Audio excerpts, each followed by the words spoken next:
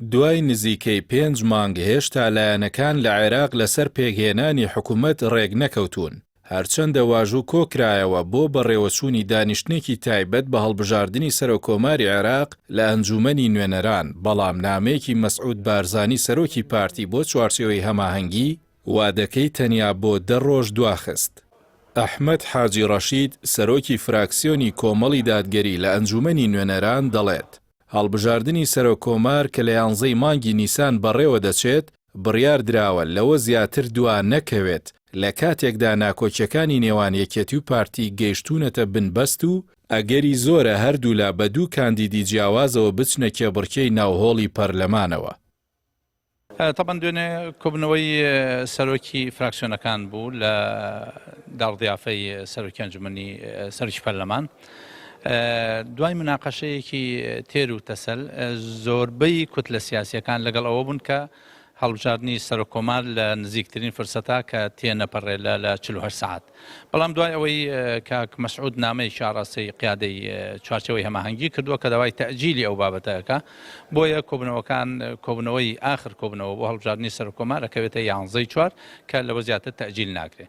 سەبارەت بەوەی گرفتێکە بوو لەلایەن هەندێک لە هێزەکانی ئیتارەوە ئایا سەرۆکۆمار کە هەڵبژێرێ ڕاستە و خۆ سەرۆکی ئەنجومەنی وەزیرانیش دیاریەکە، تەخەوفێک هەبوو لەوەی کەوا بە شێوەیەک لە شێوەکان ڕێکەوتنێک کرابێت لەسەر ئەم بابەتە، بۆیە ئێتمێنانیاندایە کەشتی وا ناکرێت و تەوقیتاتی دەستوری بە ڕێگەی خۆیان ڕوە، بۆیە ڕەنگە ڕێکەوتنی یەکێتی و پارتی زۆر ئەستەم بێ، چونکە ئەوە ساڵێک و زیاتر لە 4 مانگە نەتوانراوە ڕێکەون بۆ پەرلەمانی کوردستان و بۆ پێگەنانی حکوومەتی هەرێمی کوردستان، بۆیە بڕوام وان نییە لەم 10 ڕۆژەشا بتوانن ڕێکەون. دوجار بە 2 کاندیدی جیاواز دێنە ناو پرۆسەکە و ئەو وەختە هەر کاندیدێکیان توانی زۆرینە بەدەست بێنێ ئەوە بێتە سەرۆکۆماری عێراق.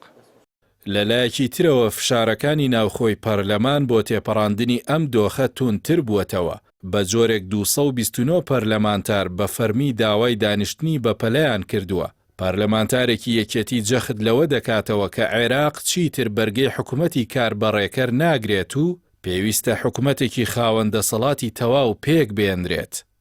بێگومان هەڵبژاردننی سەرۆکۆمار و سەرۆکی حکوومەت زۆر گرنگە بۆ عێراق، لەبەرەوەی مەزانین ئێستا عێراق بە دۆخێکی نەخوازراوی شەڕی ناوچەکە تێپەڕێت، لە ڕووی ئابووریەوە کێشەمان هەیە، ئەتوانی بڕێن هەناردەکردنی نەوت کێشەی لەسرە، ئەمە بە حکوومەتێک چارەسەری ئەم کێشانە ئەکرێ کەوا کامل دەسەڵاتی هەبێ بتوانانی ڕوبەڕووی قەیرانە دارایی وەرواقع و قێرانانی تریشی کەوا لە نێو عێراقە دروستە بێت. بۆی ئومێد دەکەین ئێمە تاوەکو ڕۆژی 11 مانگ بە هەمان شێوە وەکو کورد ڕێک بکەوین لە سەر ئەوەی کەوا کەسێک هەبێت بە تاکە کاندیدێک بچینە ژوورەوە، بە هەمان شێوەش ئیتاری تەنسیقیش ڕێک بکەون بە یەکەس بێنە ژوورەوە، بۆی ئێمە بتوانین ئەم ئینسیدادە سیاسیە بخینە پشتی خۆمان و دەست بکەین بۆەوەی کەوا هەم پەرلەمان کارە بکەینەوە، هەم حکوومەت هەسێ بە چارەسەرکردنی کێشەکانی عێراق لە مۆزعە ناخوازراوەی کەوا هاتوۆتە سەر عێراق. جگە لە پارتی هیچ لایەنێک داوای دواخستنی کۆبوونەوەی هەڵبژاردننی سەرۆکۆماری نەکردووە، بە تایبەت یەکێتی ڕکابەری کار بۆ بەڕێوەچوونی کۆبوونەوەکە دەکات.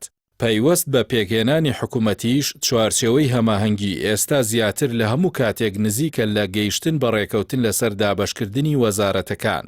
بەڵام چارەنووسی کاندیدی سەرۆکوەزیران هێشتا نادیارە و دەبێت بە زووی یەکلایی بکەنەوە.